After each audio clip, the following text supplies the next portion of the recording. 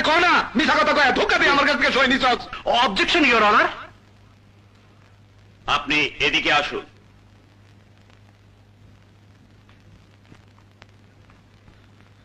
আপনি কথা বললে আপনার উকিলকে কথা বলতে দেয়া হবে না।